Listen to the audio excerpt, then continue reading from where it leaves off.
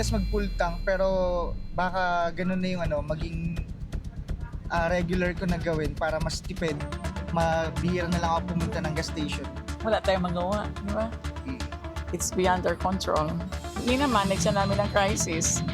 Isa-isa lang lahat ang labasan namin.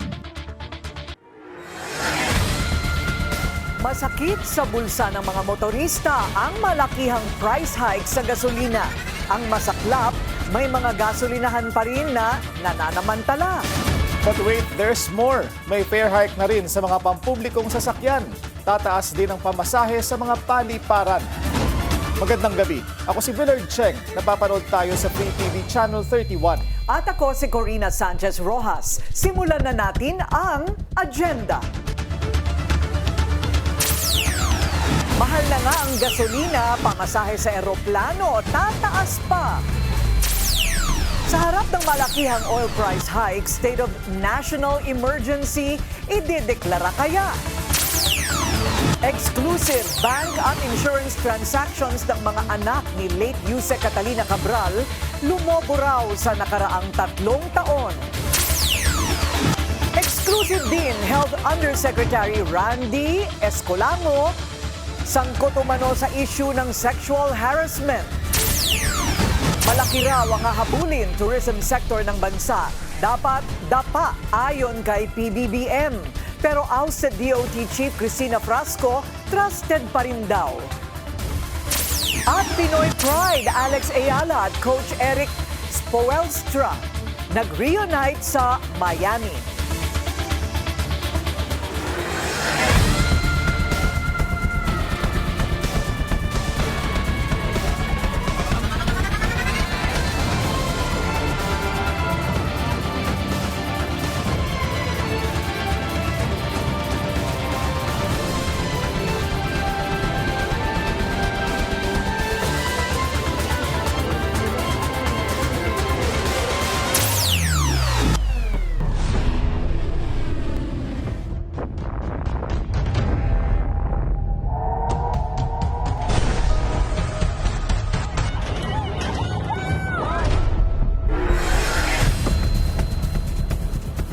Isa na namang jumbo oil price hike ang sumalubong sa mga motorista ngayong araw.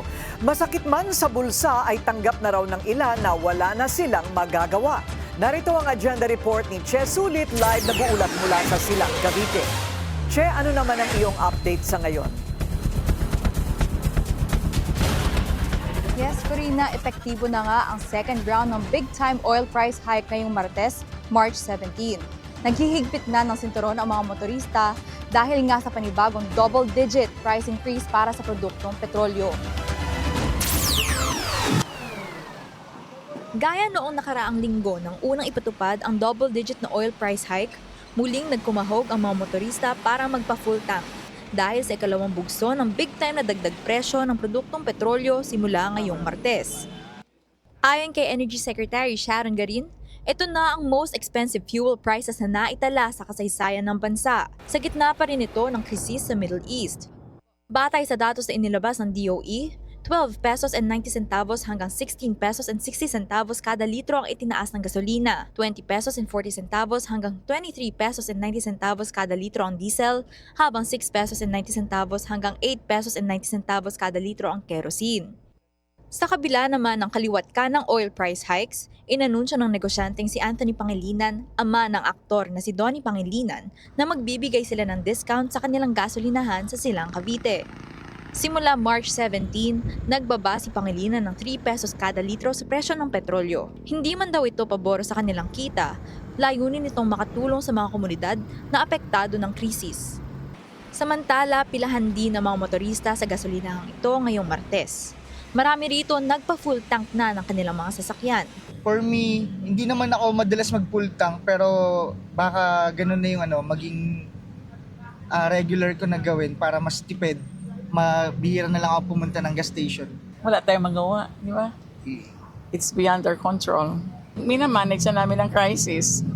Isa-isa lang lahat ang labasan namin. Ayon sa mga motorista, nasa acceptance stage na sila sa gitna ng pagsirit ng presyo ng gasolina. Suportado rin daw nila ang mga hakbang ng pamahalaan para maibsan ang epekto ng pagtaas ng gastusin. Tiniyak naman ni Secretary Garin na may sapat na supply ng langis ang Pilipinas hanggang sa katapusan ng Abril. Aniya, nakikipagnegosasyon na ang administrasyon para sa karagdagang supply mula sa ibang bansa. Patuloy rin ang DOE sa paghikayat ng fuel efficiency measures. Paalala nito sa mga Pilipino, maging responsable at iwasan ang hoarding. Corina, nandito tayo ngayon sa gasolinahan ng mga Pangilinan sa Silang Cavite.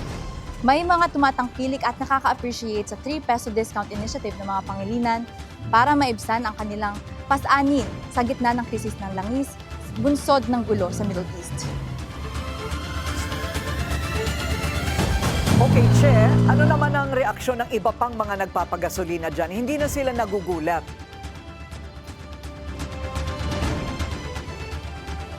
Yes, Corina. May mga nakausap kaming motorista na nagpa-full tank kanina. Ayon sa kanila, nagpapasalamat sila sa discount initiative ng mga Pangilinan dahil malaking bawas din ang 3 pisong discount kada litro. Sayang din naman daw kung hindi nila ito susubukan. Pero kung ikaw naman ay dadayo pa sa Silang, mauubos din yung ipinandayo mo para sa discount, ano? Okay, may supply pa ba sila? Corina, nakausap natin si Anthony Pangilinan via text. Ayon kay Pangilinan na may-ari ng gas station na ito, na umaasa sila na continuous pa rin ang supply ng langis dito sa gasolinahan. Pero pinag-aaralan pa raw nila kung gaano katagal ang supply na meron sila at kung makakapagbigay pa sila ng discounts para sa mga motorista sa mga susunod pang araw. Ayon din kay Pangilinan, aminado siya na tumataas din ang fuel costs sa gasolinahang ito. Pero ginawa nila ito base sa pangangailangan ng mga communities na dito sa Silang. At ayon din sa kanya-kanya talagang diskarte ang mga gasolinahan kung paano nila ipagpapatuloy ang kanilang business operations. Corina? Okay, maraming salamat, Che. Sulit nag-uulat live mula sa Silang, Cavite. Halos 700 reklamo na ang natanggap ng Energy Department laban sa mga pasaway na gas stations. Ayon sa DOE, kasama sa mga reklamo ang overpricing, premature price hikes at potential hoarding. Sinusuri na ito ng legal team ng ahensya at pag-aaralan kung dapat bang kasuhan ang mga gasolinahan. Maaari pa namang magpaliwanag ang mga oil retailer pero posibleng kanselahin o bawiin ang kanilang Certificate of Compliance kung mapatunayang may mga paglabag. Welcome news para sa TNVS drivers ang dagdag 20 pesos sa base fare ng kanilang mga booking matapos mag-anunsyo ng fare adjustments ang LTFRB. Pero para sa ilang grupo may isang importanteng detalye sa pasahe na tila nakaligtaang talakayin. Yan ang agenda report ni Ched Gatchalian. Dumaraing na ang TNVS drivers dahil sa malakihang pagtaas na naman ng presyo ng langis ngayong Martes. Para kay Dandy Vidal, ito na raw ang pinakamalalang krisis na napagdaanan niya sa 3 taong pagiging TNVS driver. Para masahol ko sa pandemic. Bakit niyo po nasabi? Kasi binigyan nila kami 20 pesos ang tinaas ng gasolina. Sana man lang mga dinadaan eh. Para mapagaan kahit papaano ang gastos ng mga PUV driver, nag-anunsyo na ng fare hike ang Land Transportation Franchising and Regulatory Board. The last one that we are supposed to decide is the TNVS. Ito yung mga Grab natin, mga in-drive, no? Okay. Yung base fare nila ngayon, which is 45 pesos, inakyat po natin ng 20 pesos or 65 pesos. Other than that, there's been no increase. Per kilometer rate ng TNVS remains the same. Yung per minute rate nila stays the same. Ibinalik din ang pick-up fare sa unang kilometro na magagamit ng rider patungo sa pasahero niya. During the Christmas season, we allowed a 24 peso pick-up fare rate for the first kilometer. Binigyan natin pero binabaan natin to 15 peso pick-up rate. Para sa ilang TNVS drivers, makakatulong na raw ito kahit papano. Pwede na. Oo, kaysa naman gumapang ka ng gumapang na wala namang pumapasok, okay na rin. Pwede nang pagtsagaan. Kahit tulong na rin po yun sa atin. Kasi lalo na yung tulay sa taas ng gasolina. 20 pesos, malaki na po. Ang ilan naman, nakukulangan pa. Nakakatulong. Eh, ang problema, kung tinatanong yung sapat, hindi sapat yun. Pero nakakatulong. Sa panayam ng Billionaire News Channel kay Jun De Leon, presidente ng grupong Laban TNVS, sinabi niyang welcome sa kanila ang 20 peso increase sa base fare. Pero hinahanap raw niya ang detalye kung tuloy pa ba ang surge fee o yung pagtaas ng booking fee kapag malakas ang demand.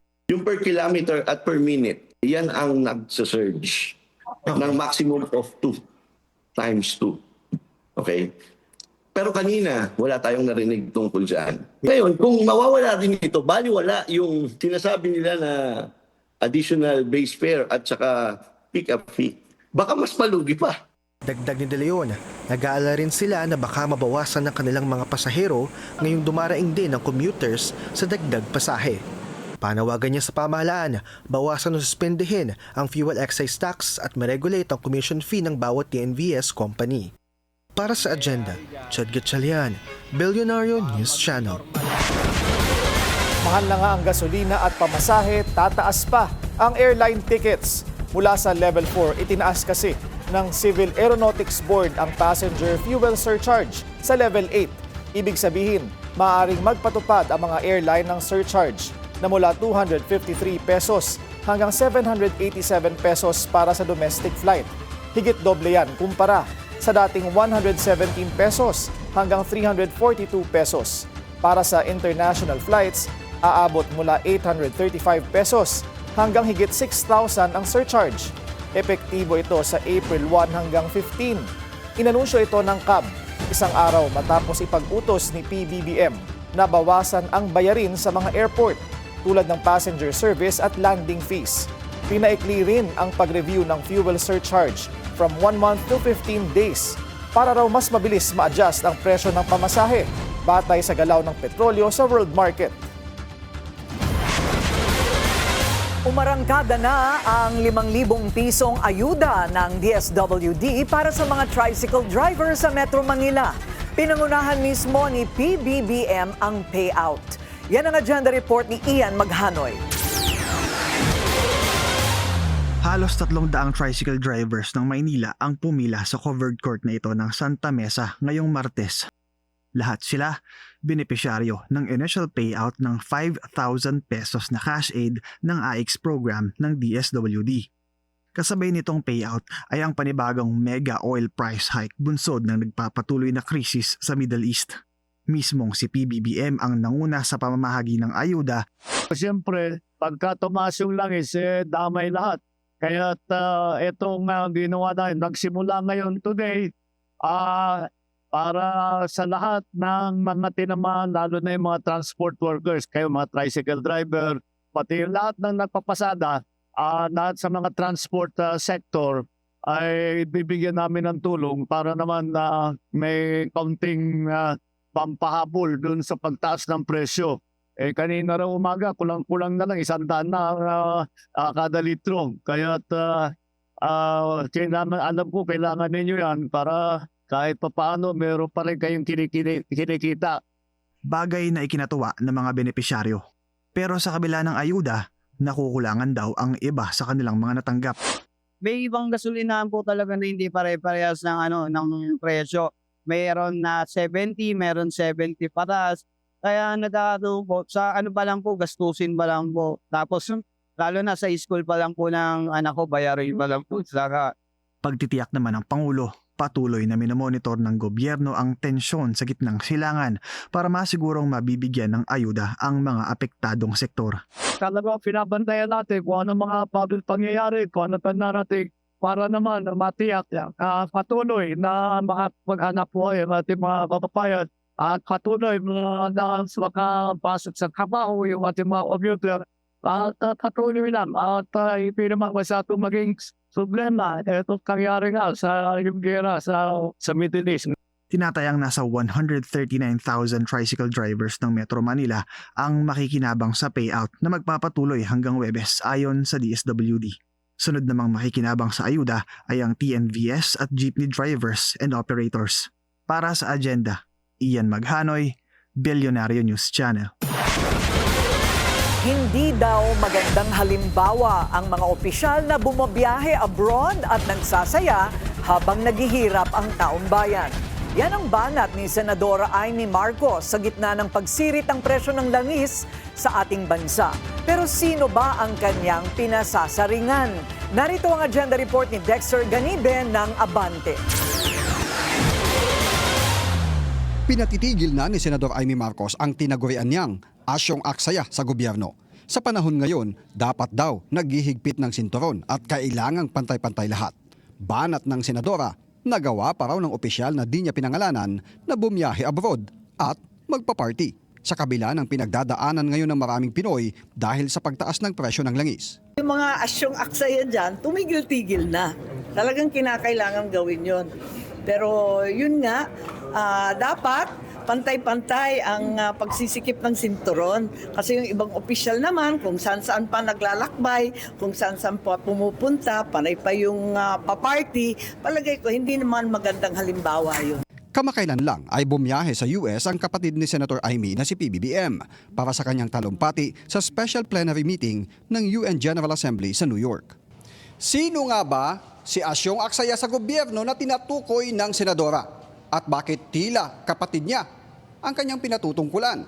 Si Asyong Aksaya ay isang karakter na ginampanan ng yumao ng batikang aktor na si Chiquito. Nag-umpisa ito sa mga iginuguhit ng kilalang Pinoy cartoonist na si Larry Alcala noong dekada 70, panahon ng administrasyon ni Ferdinand E. Marcos. Para tuligsain ang magarbong pamumuhay ng unang pamilya sa kabila ng paghihirap ng maraming Pinoy. Ngayong nauulit umano ito, nanawagan si Senador Amy na gawin ang lahat ng pwedeng gawin para makatipid. Kabilang ang pagkonsidera ng carpooling, hindi lang ng mga empleyado ng pribadong sektor kundi maging ng pamahalaan. Lahat ng pwedeng gawin, dapat gawin na. Yung work from home, kailangan palawakin. Maliwanag na yung digital, napaka-importante. Yung carpooling, importante. Yung daylight saving time, ibalik na natin yan. Lahat yan nagawa na natin. Suportado naman daw niya ang emergency powers para sa kapatid na Pangulo para mag-suspend o mabawasan ang excise tax sa langis. Pero mga kumpanya ng langis lang daw ang makikinabang dito. Kaya muli niyang iginiit na tapyasin na rin ang VAT sa langis at itaas ang tax exemption ng mga manggagawa sa mga ganitong pambihirang panahon. Para sa agenda, Dexter Ganibe, Abante. Aprobado na sa third and final reading ng Senado ang panukalang emergency powers para tapyasan o alisin muna ng Pangulo ang excise tax sa langis. Yan ang agenda report ni Hannah T. live mula sa Senado. Hannah, ano ang naging boto ng mga senador? Willard, sa botong 17-0, aprobado na sa ikatlo at panghuling reading itong Senate Bill 1982 na layong bigyan ng kapangyarihan ng Pangulo na suspendehin o bawasan ang excise tax sa petroleum products. Layunin ng panukalang ito na magbigay ng agarang ginhawa sa mga Pilipino sa gitna ng patuloy na pagtaas ng presyo ng langis sa pandaigdigang merkado. Sa ilalim ng panukala, pwedeng isuspend o bawasan ang buwis sa langis kapag umabot o lumagpas sa $80 per barrel ang presyo ng Dubai crude oil batay sa rekomendasyon at koordinasyon sa Department of Energy. Pansamantala lang itong hakbang na ito, Willard, dahil automatic babalik yung buwis sa dating antas kapag bumaba na ang presyo ng langis o matapos ang takdang panahon. Suportado naman ito ni Senator Risa Ontiveros nang i-explain niya ang kanyang boto kanina at sinabing makakatulong daw ito sa mga pamilya, tsuper at maliliit na negosyo, pero binigyang diin din niya na hindi raw sapat ang tax suspension lang at kailangan ng mas targeted na subsidies para sa mga pinakaapektadong sektor. Paalala rin ng ilang mga mambabatas gaya ni Senate President Pro Tempore Ping Lacson, posibleng mawala ng malaking kita ang gobyerno na ginagamit para sa mga serbisyong panlipunan.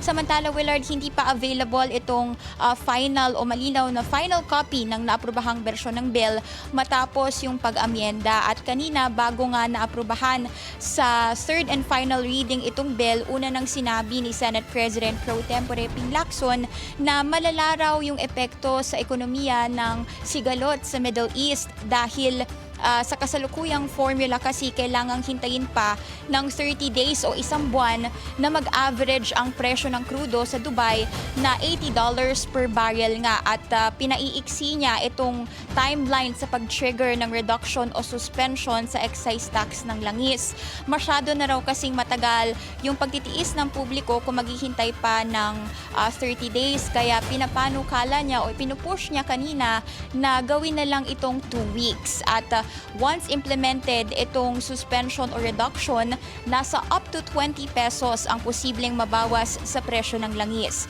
Kailangan din daw tutukan ito kung gaano katagal yung implementation process o yung pagbaba mismo ng presyo sa mga gasolinahan.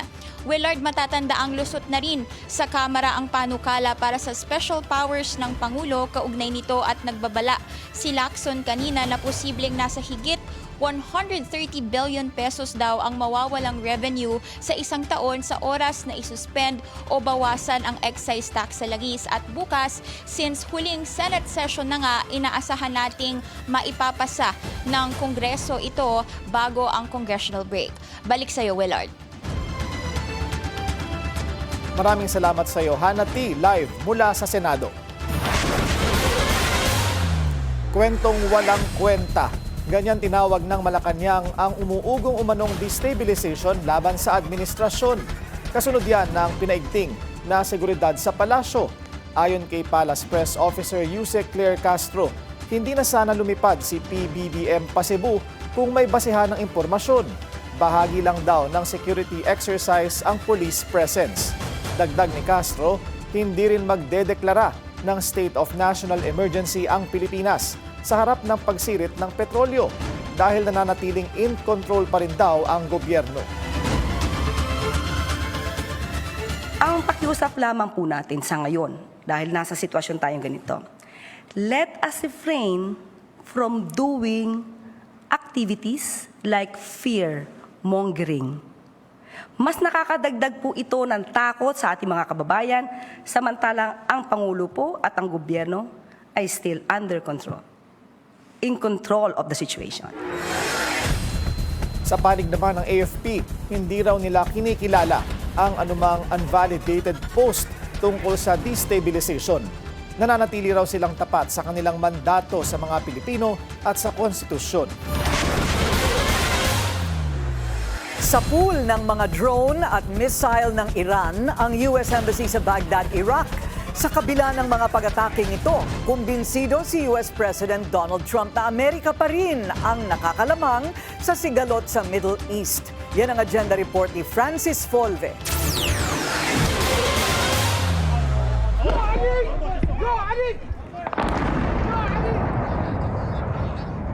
Iraq naman ang napuruhan ng counter-offensive ng Iran laban sa Israel at Amerika. Tinarget ng Iranian drones at rockets ang embahada ng Estados Unidos sa Baghdad sa ika-18 araw ng gera. Sapul din ng drone ang Al Rashid Hotel sa Green Zone ng Iraqi capital. Wala namang naiulat na nasawi o nasaktan sa mga pag-atake. Dahil sa nagpapatuloy na sigalot, maaantala ang nakatakdasan ng meeting ni Trump at Chinese leader Xi Jinping mula March 31 hanggang April 2 sa Beijing. I have to be here, I feel. And so we've requested that we delay it a month or so, and I'm looking forward to being with them. We have a very good relationship, but because of the war, there's no tricks to it either. It's not like, oh, gee, I'm waiting. It's very simple. We got a war going on. I think it's important that I be here. You know?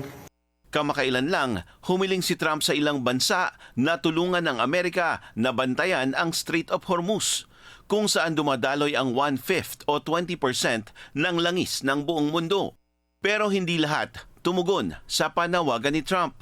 Iran has always used that as an economic weapon, and it's not going to be able to be used very long.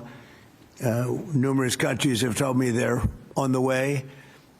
Some are very enthusiastic about it, and some aren't. Some are countries that we've helped for many, many years.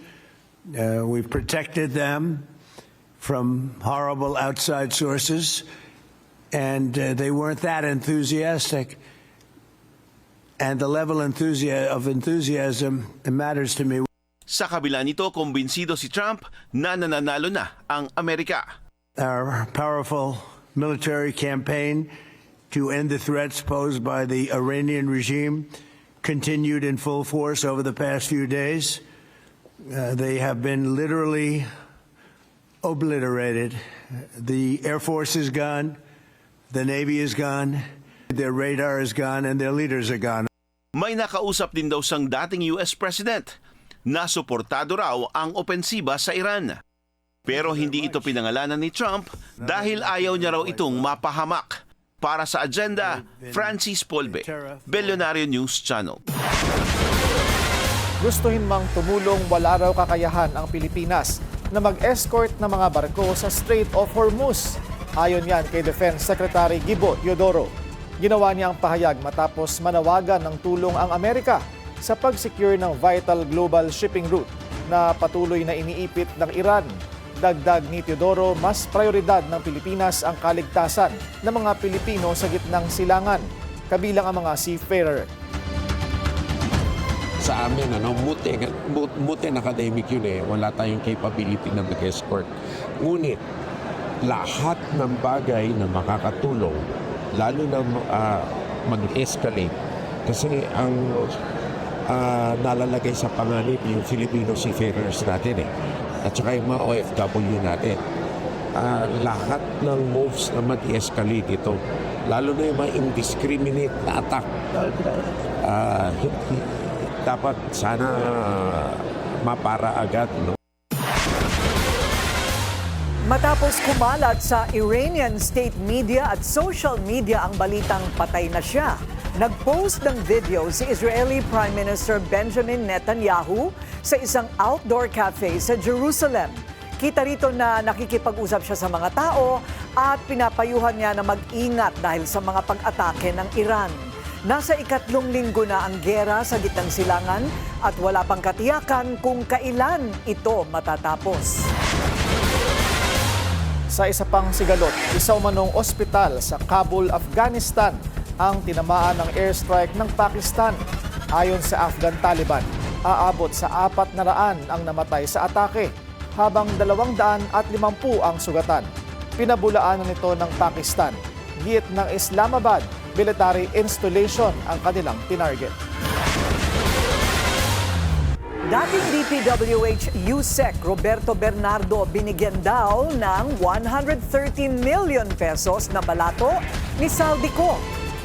At nanalong aktor na si Sean Penn, bakit nga ba wala sa Oscar ceremony? Susunod yan sa agenda.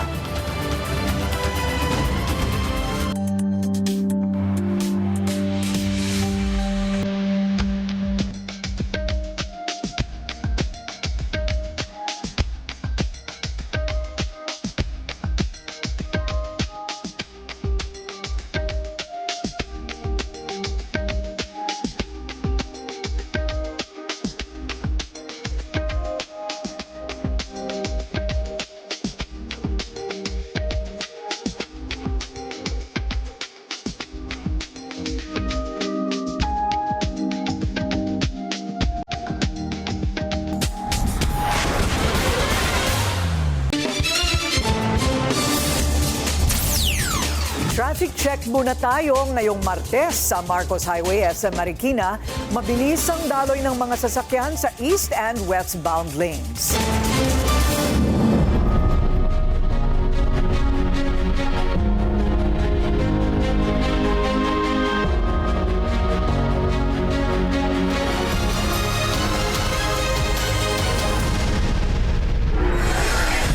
Nabuking ng Anti-Money Laundering Council ang milyon-milyong insurance at bank withdrawals ni late DPWH Undersecretary Maria Catarina Cabral at ng kanyang mga anak.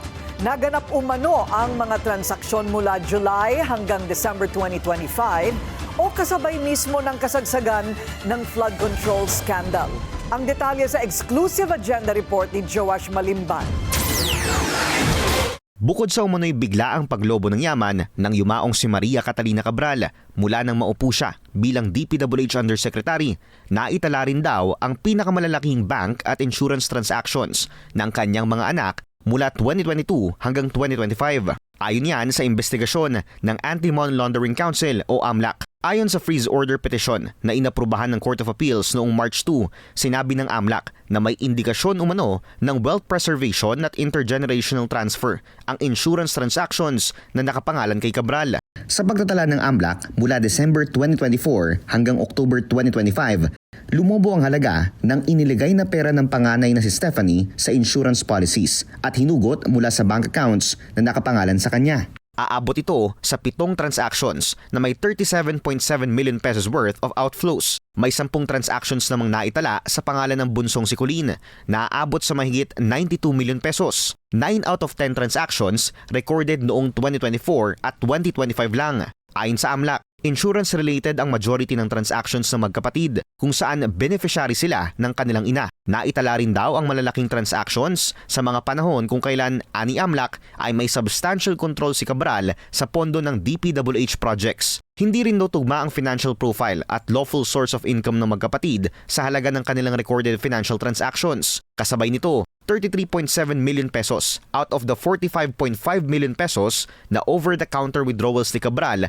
mula nang maupo siya bilang USEC na itala lang din noong 2025. Una nang iniulat ng Billionaire News Channel na pinatawan na ng freeze order ng Court of Appeals ang assets ni Cabral. Kabilang dito ang nasa 31 bank accounts, 25 insurance policies at 6 na motor vehicles. Kasunod yan ng affidavit na inihain ni former Undersecretary Roberto Bernardo na kasalukuyang nasa Witness Protection Program ng pamahalaan. Yusek Cabral would tell me that she would communicate and meet legislators to inform them of the amount of their allocations and ask them for titles of projects that they want to include in the DPWH budget. Una nang sinabi ng DOJ na bagaman pumanaw na si Cabral at absuelto na siya sa kanyang criminal liability, posible pa rin maghain ng civil forfeiture cases ang gobyerno para mapreserba ang kanyang assets. Ibig sabihin nito, hindi ligtas sa accountability ang mga pag-aari ng yumaong opisyal sakaling mapatunayan na ito ay ill-gotten wealth. Ayon sa legal counsel ni Cabral, hindi sila magbibigay ng komento o kahit na anong impormasyon kaugnay ng freeze order alinsunod sa mga probisyon ng Anti-Money Laundering Act. Para sa agenda, Joash Manimban, Billionaire News Channel. 130 million pesos na balato mula kay Zaldico ang natanggap daw ni former DPWH Undersecretary Roberto Bernardo. Yan ang pasabog ni Bernardo sa kanyang unang pagharap bilang state witness sa Sandigan Bayan. Inamin niya na tinanggap niya ang pera mula kay Ko bilang token of gratitude para sa mga proyekto ng ahensya. Hinati-hati raw ang halaga mula 2023 hanggang 2025 at ipinadaan sa former DPWH officials na sina Henry Alcantara at Gerald Pacanan. Iniugnay ang nasabing kickback sa kasong malversation sa 289 million peso substandard project sa Oriental, Mindoro.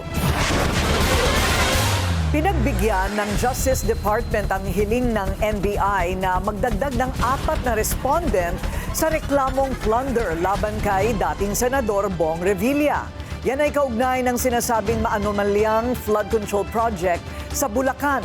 Giit ni DOJ spokesperson Polo Martinez, nais ng prosekusyon ng orderly administration of justice. The findings by the prosecutors was okay. Itong affidavits na to are worth looking into. Tinanggap sila. And so in order to really see if all these pieces of evidence merit the finding of prima facie evidence with reasonable certainty of conviction, then i-file siya in court. Siyempre, kailangan po gathered lahat ng evidence eh. And so upon the look, upon the assessment by the prosecutors, pinasok nila yan. May laman siya.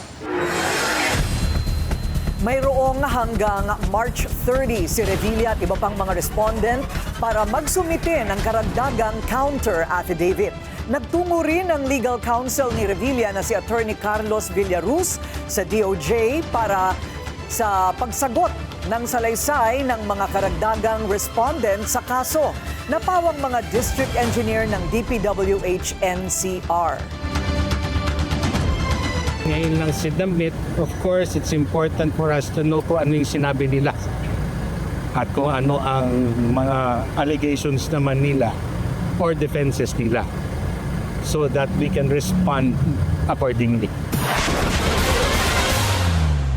Masusundan pa ang investigasyon ng Senate Blue Ribbon Committee sa flood control scandal. Ayon kay Committee Chair Panfilo Ping Lacson, sa April 14 ang tentative date nito pero posible pa raw mapaaga. Papayagan din daw niyang tumestigo si dating Ilocos Sur Governor Chavit Singson matapos personal itong humiling sa kanya. Kung dapat naman humarap ang umano'y 18 ex-Marines at bagmen ni Zaldico, ayon kay Lacson, kinukonsulta pa niya ang mga kapwa senador. Ilang hakbang ang isinusulong sa Senado para mapabilis ang paglalabas ng pondo at matapos ang mga proyekto ng gobyerno. Aminado mismo ang DBM na dahil sa flood control scandal, naging mahirap ngayon ang proseso. Yan ang agenda report ni Hannah T. Delayed na raw ang ilang infrastructure projects ng gobyerno, ayon kay Senator Erwin Tulfo. Bagamat wala pang pinalalistahan, may mga proyekto raw na hindi pa napapabedeng at nasisimulan dahil sa mga kulang na dokumento at pondo. December, January, February, may mga biddings na po. This time around, wala pa po April na eh. And these are some complaints that we've been receiving from our counterpart from the lower house na April na ho, wala pa rin ho, hindi pa gumagalaw. And there were the reasons that I was getting, yung nga daw, may problema ho sa DBM. Ipinaliwanag ni DBM Undersecretary Janet Abuel na karamihan ng budget ay na-release na at pwede naman daw simula ng mga proyekto. Pero sa implementation, may mga proseso pa raw na dapat daanan, gaya ng pagsusumite ng complete documents at evaluation bago mailabas ang actual funds. Progress billing daw ang sistema. Ibig sabihin, hindi agad buong pondo ang nilalabas, kundi paunti-unti. Depende sa natatapos na bahagi ng proyekto. Inamin din ng ahensya na nagkaroon ng delays dahil sa flood control scandal. Admittedly, sir, after the flood control, as public knowledge po, medyo nag-stop talaga kasi chinecheck po nila yung mga contractors. But I think at this point, Mr. Chair, naaayos na nila and we're starting to make the releases po. Isinusulong ngayon sa Senado ang mga reforma sa national budget process. Isang concern ni Senate President Pro Tempore Ping Lacson ang umano'y codes sa National Expenditure Program na nawawala pagdating sa General Appropriations Act pero muling lumalabas sa implementation. So we cannot anymore track. Mahirapan kami mag-track. Ano na nangyari doon sa nawala, nadagdag, mahirap. Sagot ng DBM, nire-review na ng isang technical working group ang isyong ito. Isinusulong din ni Senate Finance Committee Chair Win Gatchalian ang panukalang Philippine Budgeting Code. Plano nitong ayusin at pag-isahin ang mga batas sa budget process mula planning hanggang implementation para maiwasan ang mga butas sa sistema. Yan ay para mas maayos, mas malinaw at may pananagutan ang paggamit ng pondo ng bayan, lalo na't pumutok daw ang mga issue sa flood control scandal. Para sa agenda, Hannah T. Billionario News Channel. Seryosong pasabog ang pinakawalan ng isang vlogger laban sa isang undersecretary ng Health Department. Bukod sa kakuntsaba umano ng mga boss sa ahensya, sexual offender din daw ang naturang opisyal. Ang detalye sa exclusive agenda report ni Pierre Pastor. Mga insidente naman ng sexual harassment ang umuugong na di umano'y nangyayari sa loob ng Health Department. Isang blogger kasi ang nagbabala sa mga empleyado ng DOH na mag-ingat dahil may isa umanong sexual offender ang nakapasok at may mataas na posisyon ngayon sa ahensya. Matapang na pinangalanan ng content creator na si Pebbles Talaquera, si Health Undersecretary Randy Escolango, ang chairman of Bids and Awards Committee for Drugs at head ng Supply Chain and Finance. Galing si Escolango sa Department of Human Settlements and Urban Development o DHSUD, kung saan nasangkot siya umano sa sexual harassment issue. Ayon din sa blogger, halatang-halata ang conflict of interest sa posisyong ibinigay kay Escolango sa DOH. Diin pa niya, kakuntsaba ni Escolango ang mga opisyal ng DOH sa pangunguna ni Secretary Ted Herbosa. At bago raw sana inilagay sa posisyon si Escolango ay naklaro muna ang kanyang sexual harassment case sa DHSUD. Sabi pa ng blogger, Kung sa bagay, sarili umano niyang pamangkin ay nakaranas din ng harassment mula umano sa isang ASEC naman ng DOH. Kaya malamang na hindi na nila pinansin ang isyong ito. Pinaninindigan ng blogger may personal knowledge siya tungkol dito. Sinusubukan ng Billionaire News Channel na kunin ang panig ni Escolango at ng DOH sa issue pero wala pa silang tugon sa ngayon. Para sa agenda, Pierre Pastor, Billionaire News Channel. Dapa ang tourism sector ng bansa ayon mismo kay PBBM.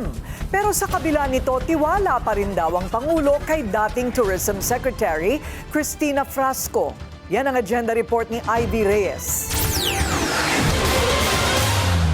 Disaster Risk Reduction at Climate Adaptation. Ito ang bagong roles ni Presidential Advisor for Sustainable and Resilient Communities, Cristina Frasco, matapos siyang alisin sa Department of Tourism. First of all, the Secretary Frasco still have the trust given by the President. The President knows that she can perform the task given to her as Presidential Advisor for sustainable and resilient communities. Sa ngayon, wala pa rin daw na pag-uusapang pangalang papalit kay Frasco sa DOT. Ilan pa sa trabaho ni Frasco sa kanyang panibagong posisyon ay ang koordinasyon ng local at national government agencies para masigurong protektado ang mga komunidad sa banta ng sakuna. At bantayang mabuti hindi lang ang development efforts ng pamahalaan kundi ang mga kakulangan sa sustainability at resilience ng mga komunidad. Sa inauguration ng Mega World-led Mactan Expo, ang isa sa pinakamalaking venues ng ASEAN 2026, inamin ng Pangulo kung gaano kalayo pa ang tatakbuhin ang turismo ng Pilipinas dahil dapa ang tourism numbers ng bansa noong nakaraang taon. Dito sa pagbukas nitong Mactan Expo, our tourism industry is now under a great deal of pressure dahil sa mga nangyayari. And last year we only welcomed 6 million people. Just to give you a frame of reference, Thailand welcomes 30 million tourists every year. Kaya malaking nakakabuli natin. Tinanggal sa DOT si Frasco nito lang March 12. Pansamantala namang itinalaga bilang officer in charge si DOT Undersecretary Verna Buenso-Quezon. Para sa agenda, Ivy Reyes, Billionaire News Channel. Kapapasok lang na balita, sa kabila ng jumbo oil price hikes, hindi tataasan ang presyo ng basic necessities at prime commodities sa susunod na 30 araw. Ayon sa DTI, ito ang ipinangako na higit 20 manufacturer sa pulong kay Secretary Cristina Roque. Kabilang sa mga produktong saklaw ay ang mga delatang sardinas, tinapay at sabon. Ang ilang brand nangako pa raw na pananatilihin ang mga kasalukuyang presyo hanggang 60 araw.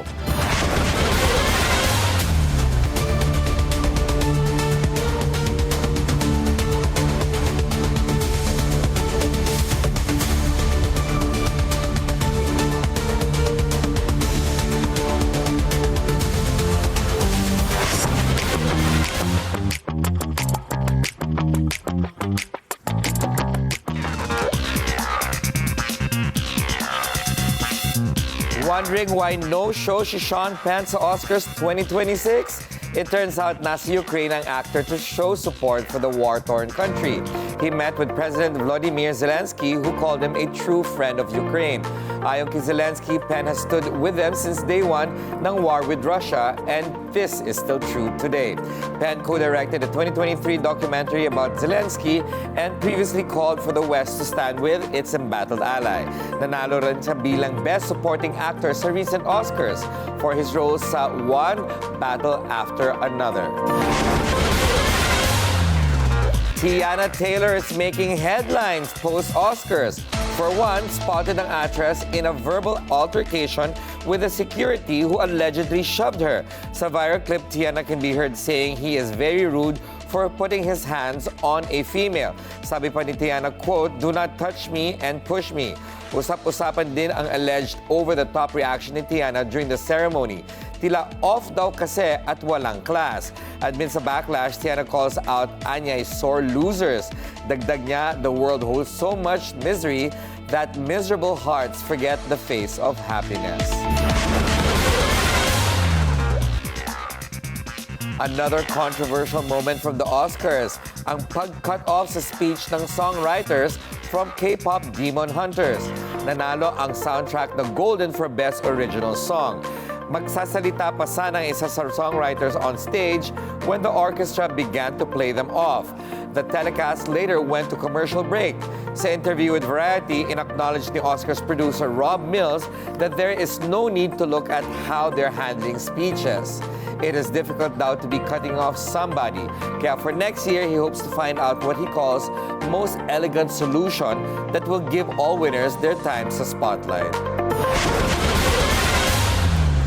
Ilang kongresista dismayado sa inihaing sagot ni VP Sara sa impeachment complaints. At AC Bonifacio, pinalo ni Jungkook sa TikTok. Susunod yan sa agenda.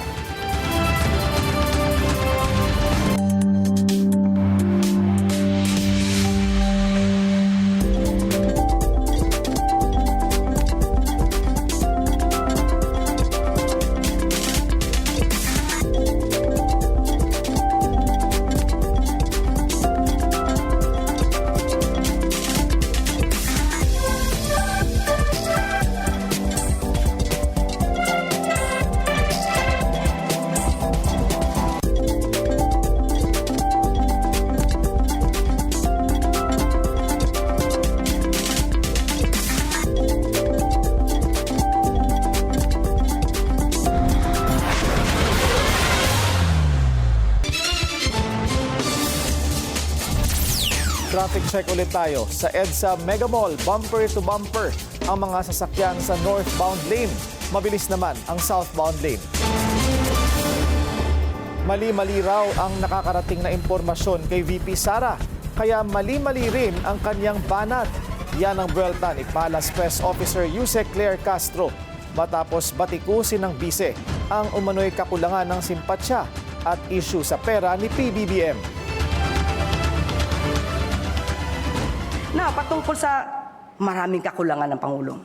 Unang-una, mas maganda po sana na gamitin muna ang mata at tenga bago ang bibig.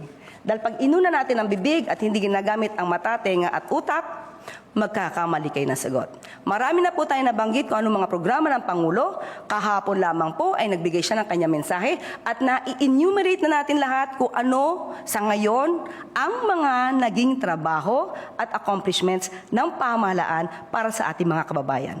Especially patungkol dito sa nangyayari sa Middle East. Bilang resibo raw sa pagkilos ng Pangulo, ikinasa ngayong araw ang unang batch ng subsidy rollout para sa mga PUV driver. Lalarga na rin ngayong buwan ang cash aid para sa mga magsasaka at mangingisda. Mga kababayan, ngayon higit kailanman, kailangan natin ang pagtutulungan ng bawat isa. Walang iwanan, walang maiiwan sa pagharap natin sa hamong. Recycled kung ituring ni VP Sara ang mga bagong impeachment complaint laban sa kanya. Dismayado naman ang ilang mambabatas dahil inililihis daw ni Duterte ang issue sa halip na sagutin ang mga reklamo. Narito ang agenda report ni Isaiah Mirafuentes ng Abante. Mula buzzer beater ang pagsumiti ng kampo ni Vice President Sara Duterte ng kanilang sagot sa House Committee on Justice kaugnay sa impeachment complaints na kinaharap ng bise. Isinumite nila ito 4:30 p.m. sa huling araw na itinakdang panahon para sa kanila. Sa kopyang nakuha ng Billionaire News Channel sa 13 pahina ng Consolidated Verified Answer ad catelam, sinabi ng ikalawang Pangulo na walang pagkakaiba ang laman ng mga reklamo sa 2025 articles of impeachment na nauna nang idiniklarang unconstitutional ng Supreme Court. Sinabi rin niya na bigo ang mga nagrereklamo sa kanya na magpresenta ng mga makatotohanang aligasyon. Sa kabila ng pagsagot ng VP, may natatanggap tayong impormasyon na tila may kautusan daw ang liderato ng Kamara na pinagbabawalan ng ilang mga mambabatas na magsalita tungkol dito. Ayon sa aming source, bukas na raw sila magsasalita pagkatapos ng hearing ng Justice Committee. Sa ilang kongresista naman na nagsalita, tila iisa lang ang kanilang litanya. Ayon kay Bicol Saro Representative Terry Ridon, bigo ang pangalawang Pangulo na sagutin ang mga aligasyong laman ng dalawang impeachment complaints. At imbis na sumagot raw, kinuwestiyon pa ni VP Sara ang proseso ng impeachment batay sa isang magulong interpretasyon ng due process. Hindi naman ito nalalayo sa sinabi ng chairperson ng Justice Committee na si Batangas 2nd District Representative Jervil Luistro. Anya, tila hindi naman daw sinagot ng bise ang mga aligasyon at sa halip ay humihiling siya na i-dismiss ang mga reklamo. Para naman kay La Union 1st District Congressman Paulo Ortega, imbis na sumagot si Duterte, nagtatago raw ito sa likod ng technicalities. Batikos din ang inabot ng VP kay Akbayan Porto List Representative Percy Sendania at ACT-Teachers Porto List Congressman Antonio Tino. Basura daw, recycled yung kaso. Paulit-ulit natin pinapaliwanag sa kanya, hindi recycled yung kaso kasi to begin with, hindi pa rin naman niya to sinasagot. So ang recycled dito yung palusot niya. Walang anumang paliwanag na matino sa mga aligasyon at malinaw na naghahanda na siya para tumakbo sa Supreme Court. Tatalakayin na ng Committee on Justice ang sagot ni VP Sara at bibigyang pagkakataon ng mga complainant na sagutin ito. Para sa agenda ay Saya Mirafuentes, Abante. Sa halip na trabahuhin ang pagdepensa kay FPRRD, inaatupag daw ng kanyang lead counsel na si Nicholas Kaufman ang pamumulitika.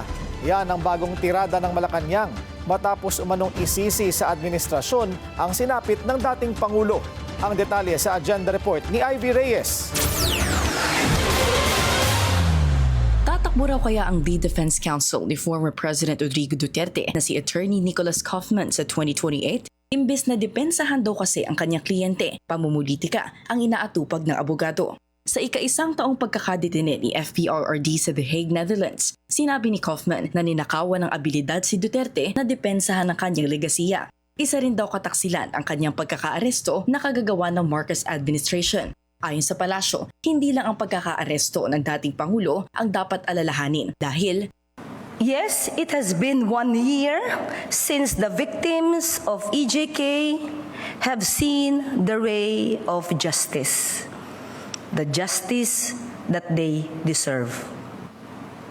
It is not the president who betrayed the Filipinos, but the perpetrators and co-perpetrators in the commission of the crimes against humanity who betrayed and continuously betray the Filipino people.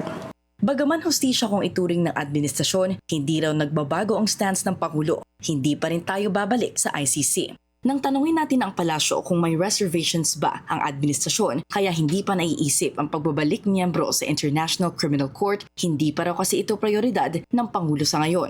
Exactly 8 years ago, nagpadala ang Pilipinas sa ilalim ng administrasyon ni FPRRD ng written notification sa ICC na mag-withdraw na ang bansa sa Rome Statute. Para sa agenda, Ivy Reyes, Billionaire News Channel. Malabong talunin ng magiging manok ni PBBM si VP Sara sa 2028. Ito ang paniwala ni Ana Tabunda ng Pulse Asia. Pero sa At the Forefront ng Billionaire News Channel, nilinaw ni Tabunda na may laban ng administration candidate kung makakakuha ito ng suporta mula sa Luzon at sa Visayas. The effect of the endorsement of President Marcos will be nil. They can't just rely on Balance Luzon. Although Balance Luzon is much larger, Balance Luzon is like Visayas and Mindanao combined. They will have to get support from Visayas and Mindanao. In the case of the presidency in 2028, it's going to be hard to find someone who can draw away support from Sara in Mindanao. So they may have to look at a candidate who can draw support, not necessarily be from Visayas, but can draw support from Visayas. Sa pinakahuling Pulse Asia survey, tumaas ang trust at approval ratings ni PBBM kahit binabatikos ang kanyang administrasyon dahil sa flood control scandal. Pero mas mataas pa rin ang mga numero ni VP Sara. I don't think he can improve his trust and approval ratings in Mindanao, considering that there is this rift between the President and Vice President Sara Duterte.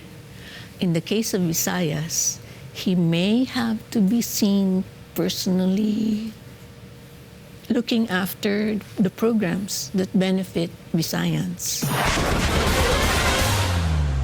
Muling uminit sa social media ang usapan tungkol sa pagpupulong nina DPWH Secretary Vince Dizon at Naga City Mayor Leni Robredo. Sinabayan pa ito ng pagsulpot ng mga viral tarpaulin sa Cebu na nagsusulong umano sa kanilang tandem sa 2028. Pero paglilinaw ni Dizon, wala siyang kaalam-alam dito at purely trabaho lang ang kanyang pagbisita para sa infrastructure inspection sa Bicol. Gayon din ang posisyon ni Robredo dahil masyado pa raw maaga para pag-usapan ang halalan.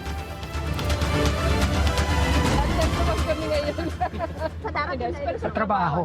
Kailangan talagang makatrabaho natin yung mga mayors kasi yung mayors ang may alam kung ano yung mga problema eh. Yung national, madalas yan, malayo kami sa totoong problema eh. So, umiikot talaga kami, utos ni Presidente na kausapin lahat ng mayors. Alam niyo naman, si PBBM, governor siya dati, so alam niya yung problema ng lokal. May rigodon sa Bureau of Fire Protection sa gitna ng umano'y korupsyon sa loob ng ahensya. Ang detalye sa agenda report ni Hannah T. May bagong officer in charge ang Bureau of Fire Protection.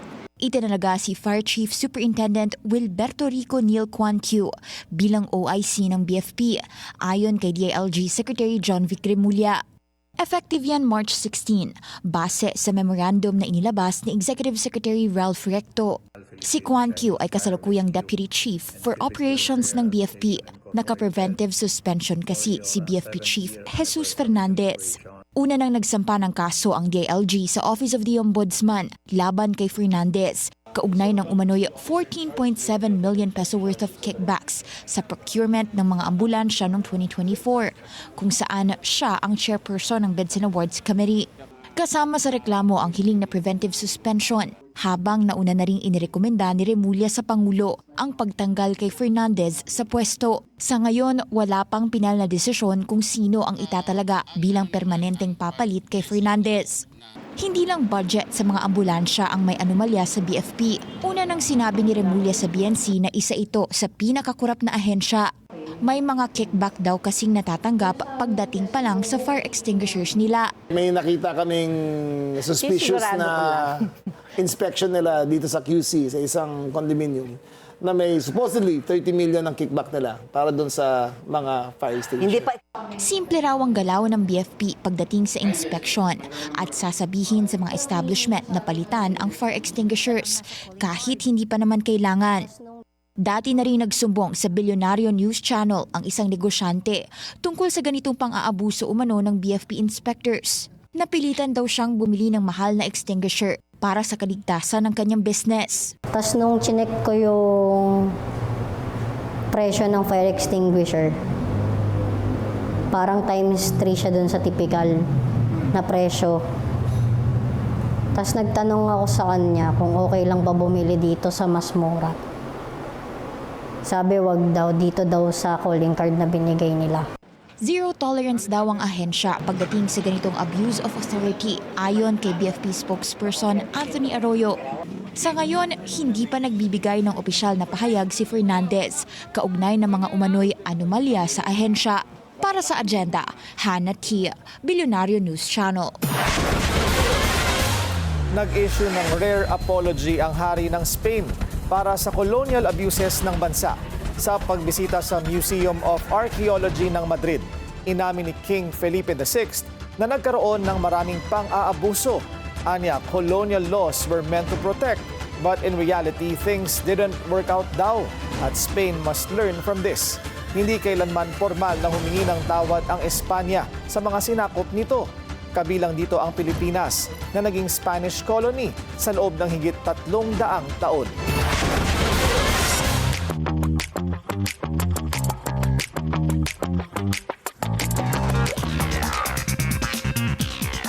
Mapapasana all na lang talaga ay kay AC Bonifacio. Among her TikTok followers na ang K-pop superstar lang naman si Jungkook. The actress-dancer shared the happy news on X at biro pa niya, she can die now. Ayon pa kay AC, si Jungkook ang kanyang bias since 2017. She also tells her followers na huwag mainggit at share na lang tayo sa account niya. Jungkook only follows more than 60 people sa TikTok while his followers are at 25 million. Meanwhile, inilabas na ng Netflix ang official trailer para sa highly anticipated BTS documentary. In the nearly 2-minute clip, the group talks about the pressures of returning to the industry after a 4-year hiatus. But despite the struggles, they are finally back now, where they are meant to be. The film promises an intimate look sa kanilang creative process from the studio to the tour bus and from Seoul to LA. I-release ang BTS The Return on Netflix sa March 27. Before that, the streaming giant will also air the band's comeback concert special sa March 21st. Good news sa Philolani fans as the American pop rock band is coming back to the Philippines. They're bringing their world tour sa Cebu on November 6, sa Philippine Arena on November 8, at sa Davao on November 14. The tour is in support of their 6th studio album na Soft. October 2024 nang huling nag-perform ang Lani sa Manila for their Beautiful Blur World Tour. Alex Ayala at Coach Eric Sopelstra nag-unite sa Miami. At Lewis Hamilton drops a flirty comment kay Kim Kardashian. Susunod yan sa agenda.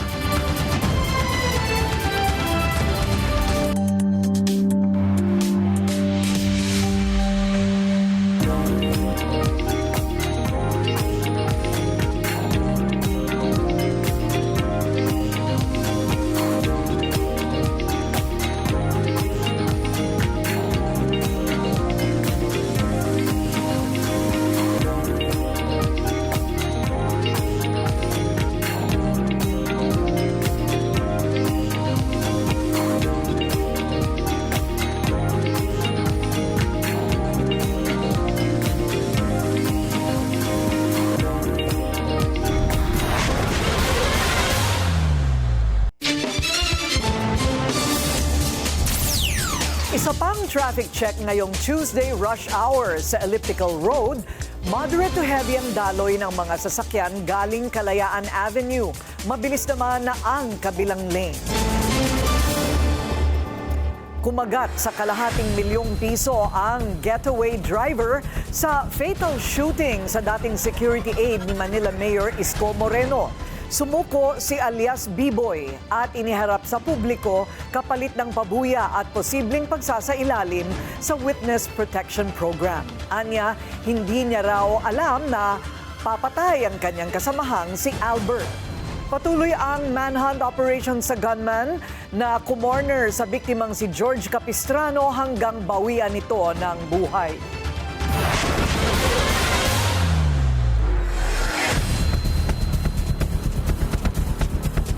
Complete attendance ang nagpakilalang 18 ex-Marines at kanilang abogado nang humarap sa NBI kanina. Bit-bit daw nila ang patunay na dati silang tauhan ni Zaldico. Narito ang agenda report ni Andrea Salve. Sa kanilang muling pagharap sa NBI ngayong araw, buo na ang 18 ex-Marines na iniimbestigahan sa aligasyong naghatid sila ng male-maletang flood control kickbacks sa mga politiko. Present na ang 2 absent sa kanilang unang pagharap sa mga investigador noong nakaraang linggo. Kabilang na si Bernard Tube, ang sinama umano ni resigned Congressman Zaldico para magdala daw ng pera sa Ilocos Norte. Kasama nila sa NBI si Attorney Levy Baligod. Muli niyang iginiit na hindi sila tumanggi sa hiling na one-on-one interview noong nakaraang linggo. Si Attorney Ferdinand Topacio lang daw ang hindi pumayag para sa kanyang kliyenteng si dating Congressman Mike Defensor. Sa 18 Marines, pumayag ako kasi wala naman tayong itatago. Pero sir, almost 3 hours yun na tanungan nila. Natanong po kayo tungkol sa affidavit nyo last time? Natanong po kayo? Noong March 12? Opo. Nagtanong sila sa laman ng affidavit. Sa kanilang pagharap sa NBI ngayong araw, bit-bit daw nila ang patunay ng kanilang employment kay Ko. Yung contract of employment na hinihingi nila, ang problema namin wala na dito si Zaldico para mag-issue ng certification na empleyado sila. So ang secondary evidence namin ay yung kanilang mga identification cards. Diba? Pero nung tinerminate sila, pinasurrender ang kanilang mga identification cards. Pero meron kaming mga litrato ng identification cards. Bukod sa proof of employment, hiningi rin ng NBI ang umano'y screenshots ng mga mensahe at mga orihinal na litratong nasa kanilang affidavit. Para sa agenda, Andrea Salve, Billionaire News Channel.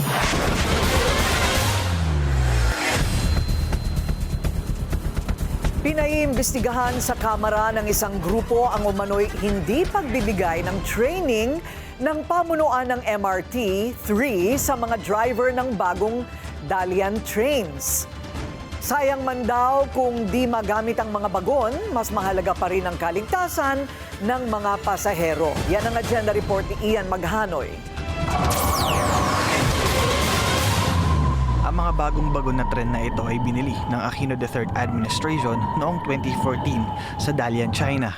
4-car trains ang Dalian, kaya mas marami ang maaaring maisakay ng mga commuter. Pero bago pa man ito mapakinabangan noon lang 2025, dumaan muna ito sa halos isang dekadang pagkakatenga.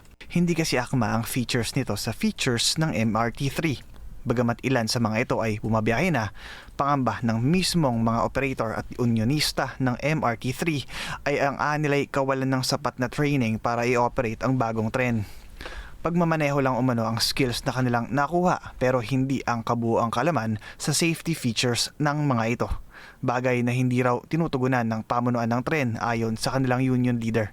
Unang-una, wala pa silang tinatawag na rolling stock operating procedure. Yan yung parang manual ng train na kung sakaling masira, ito yung mga dapat na gawin. Napilitan lang silang i-drive. Yung ganyan. Sabi nga nila, pag may nangyari dyan, or pag may nangyayari sa tren, kasi kailangan kasi prep natin yung tren natin kapag ito ay nasira. Ito ba mapatakbo ba natin? Yung pang isa pa doon. Pag tumirik ang dal dyan, sinong tutulak dyan o hihila? Problema rin umano kung paano sila matuturuan ng mga Chinese na eksperto sa Dalian trains. Kasi ang hirap pagpa-training ng mga injected, di magkaintindihan.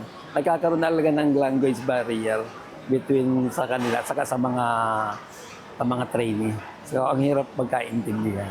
Kung susumahin, may 48 kabuuang bilang ng Dalian trains ang MRT-3. Kaya ang commuter na si Mang Jerry hindi maiwasang mangamba kung safe nga ba talaga ang sinasakyang tren. Higit nakapakipakinabang pa naman daw sana ang tren lalo't sumisirit ang presyo ng krudo. Mahirap yun kung wala sila ngayon training o skill pagdating dyan. Mahirap yun kasi pasahero yun eh. Pasahero yung sasakay kung maaksidente. Nakasakay tayo ngayon sa Dalian train ng MRT-3. So, okay naman yung pakiramdam niya. Parang normal lang na pagsakay sa MRT-3. Yun nga lang, ang pakiramdam niya kumpara doon sa lumang MRT, medyo mabigat dahil siguro maraming mga nakasakay at mas maraming bagon. Pero so far, so good. Okay naman yung takbo niya. Sa ngayon, planong paimbestigahan sa Kamara ang reklamong ito ng mga unionista ng train agency. Una nang iginiit ng Department of Transportation na ligtas ang sumakay sa MRT-3 dahil duman ito sa masusing technical evaluation para sa 4-car lane na tren. Para sa agenda, Ian Maghanoy, Billionaire News Channel. Update naman tayo sa lagay ng panahon mula sa ating ka-weather. Ka-weather, bago yun Benison Estareja ng Pag-asa. Benison? Corina, unti-unti nang nababawasan ang lamig sa bansa dahil sa patuloy na paghina ng northeast monsoon o hanging amihan.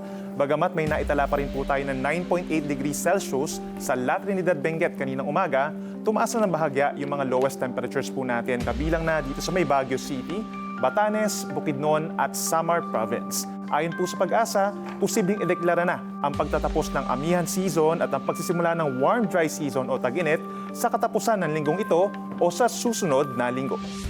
Sa rainfall forecast po ng DOST Pag-asa bukas, March 18, araw ng Miyerkules sa Luzon. Meron pong may hinang pag-ulan pa rin sa ilang bahagi ng Cordillera Administrative Region, gayon din po sa may Cagayan Valley at Aurora, sa mga kabundukan, mga light to moderate rains po yan.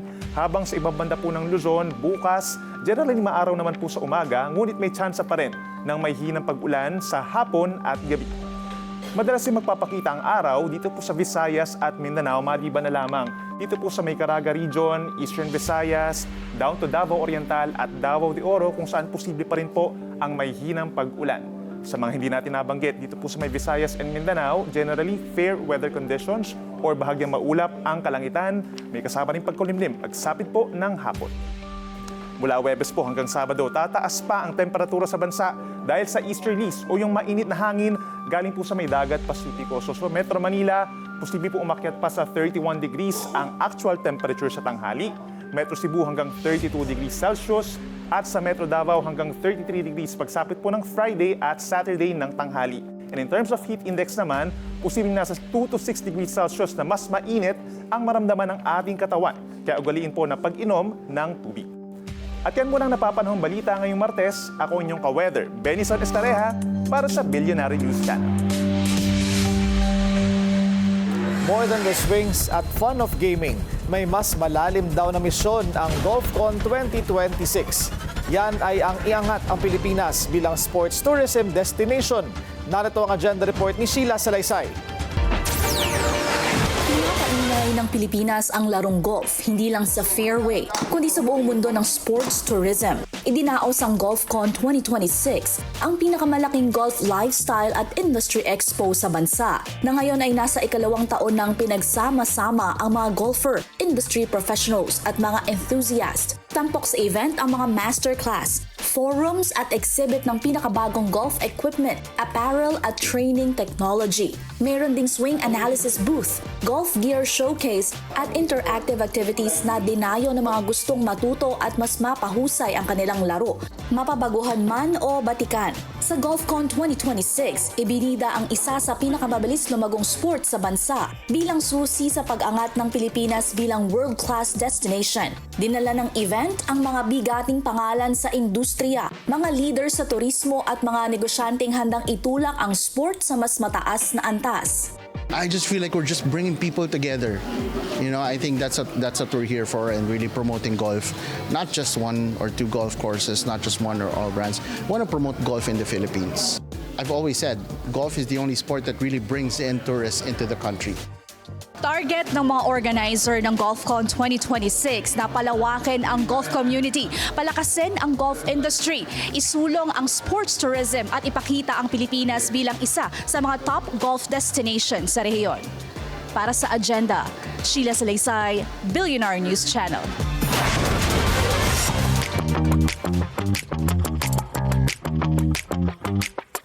May mini-reunion ang two of the biggest Pinoy sa global sports industry. Pinost ng Miami Heat ang muling pagkikita nila Coach Erik Spoelstra at Alex Ayala. The caption reads, "Just two powerhouses repping the Philippines at the highest level." The two previously met in 2023 when Ayala watched Spoelstra get his 700th career win sa NBA. The Pinay tennis sensation and world number 29 is currently gearing up for the Miami Open. Her remarkable dream run sa tournament last year ang siyang nag-reshape ng career ni Ayala and propelled her to greater heights. Lewis Hamilton is revving up his rumored romance with Kim Kardashian. Napakomment si heart eyes emoji si Lewis sa IG post ni Kim showing her Oscars after party look. This comes 2 weeks after the two were reportedly spotted sa Lake Powell sa Arizona. Noong February, nakita rin silang cozy as they attended the Super Bowl sa Levi's Stadium in California. To unveil what really happens behind the glamour of the music industry. Yan daw ang mission ng music-themed drama ng Songs for Selena starring Mika Javier and Rachel Coates. Sa The Daily Dish ng Billionaire News Channel, Mika with her real-life partner, King of R&B, JR, said they hope the film sends a deep message sa artist na gustong pumasok sa industriya. It's about the dark side of the music industry sa Pilipinas. This never gets talked about. There's never anything about it that comes out because usually it's the fun and games and the glitz and glamour of the whole thing. There's never the behind the scenes, and we are unveiling a lot of the truth that happens because there's a lot of stuff that really happens sa mga artists natin dito sa Pilipinas na hindi alam ng tao. It's a story about two best friends who were always into writing music, performing, and they obviously dream of being stars one day. But this movie takes them through the journey and how hard it can get when you're trying to make a career for yourself. And you see two different journeys, how like opposing and opposite the experience can be when they're both going for the same goal. Songs for Salinas is set to hit cinemas starting tomorrow, March 18. It features a diverse cast including Rachel Alejandro, Audie Himora, and Gian Magdangal.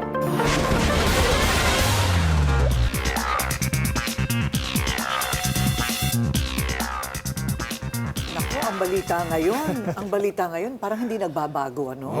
Kasi wala lang ako ng isang araw, pero yun pa rin yung...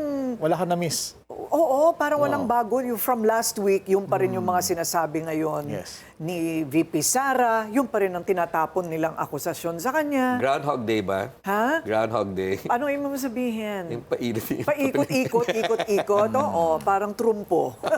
yun naintindihan ko. Hindi ko alam ng Groundhog Day. Alam ko trumpo. Trumpo. Oo. Yung presyo ng langis. Presyo ng langis. Yung pa rin, no? Oo. At nasagot na yung tanong mo kung aakyat ba yung presyo ng airline tickets. Airline tickets. Yes. And kuryente. I'm kuryente. thinking about kuryente. Yeah. But sabi ko nga kay Willard kanina, ang swerte rin ng mga politiko, hindi sila pinag-uusapan ngayon. Nakahanap ng distraction ang lahat. Oo. Anong gusto mong malaman na hindi natin pinag-uusapan ngayon? Meron pa palang ICI? May ICI pa ba? Sabi ni Kong Erice, nagunaw na. Malapit na, March 31. Naghihintay pa pala, naghihingalo na lang. Naghihingalo na lang. So ano nang mangyayari? Ano nang conclusion nila? Ano ang rekomendasyon sa ombudsman? May mga reports sila, mga referrals covering some 60 individuals, pero hindi doon kasama yung mga big fish na sinasabi. Ay, walang big Oo, fish. kaya hindi kontento Kaya naman yung pala mga ginunaw na sila grupo. Yeah. Oo. So yun, hindi natin alam exactly what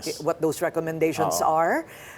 What's happening with the ombudsman? I'm sure he's busy, but ano gusto naming malaman? Kasi wala pang napapakulong. Hindi ba? Isa pa lang, no, na former senator pa. Yes. Oo. Ang dami nun eh. At ang pangako, Pasko. Naalala mo, bago magpasko. Oo, nako. Kaya natuto na sila. Ayaw na nila magbigay ngayon ng 9 months na lang, magpapasko na ulit. Pasko ng pagkabuhay yata. Pasko ng pagkabuhay. 2 taon na lang, tapos na ang administrasyon. Baka hinihintay na lang yun. Tapos, yung, ano ba ang mga pagkakaiba ng mga bersyon ng anti-dynasty bill? Kasi sumusulong daw ngayon yung version ni Congressman Sandro Marcos. Pero ano ba yung... second degree lang. Yes. Of consanguinity and affinity. Bitin. So parang sabi. Parang bitin. Oo, mga pinsan, hindi kasama doon. First cousin. Hindi lang yon, pwedeng iba-ibang posisyon. Ilan nga ba, Kong Erice? Kahit 50 silang pare-pareho na apelyido, ay pwede pa rin. Ay, pwede. So, parang... May loophole.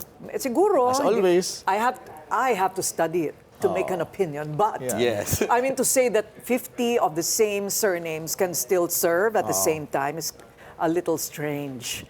Hindi ba? Ang daming kailangan pag-usapan. Yung mga bagong mga discovering infrastructure projects na hindi tapos.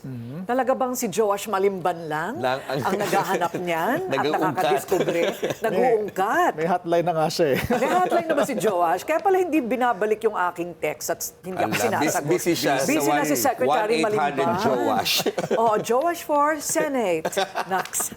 Pero at least may sinabi yung DTI na may pledge daw yung ilang manufacturers na hindi magtataas ng presyo ang mga basic and prime commodities na sinasabi. Basic goods and prime commodities. Nakaka-nervyos, pati ako, I feel it. You know? You do? I don't believe. Please Ikaw believe. ang yaman-yaman mo. Wow! Chismis yun. Okay. Tingnan natin kung ang news babalik ulit sa dapat puntahan ulit. At yan ang ating agenda ngayong gabi. Ako si Willard Cheng. Ako naman si Ferdy Salvador. For more news and features, visit our official website, bnc.ph. At ako si Corina Sanchez Rojas. Sa bawat issue, may anggulo at ang balita, may agenda.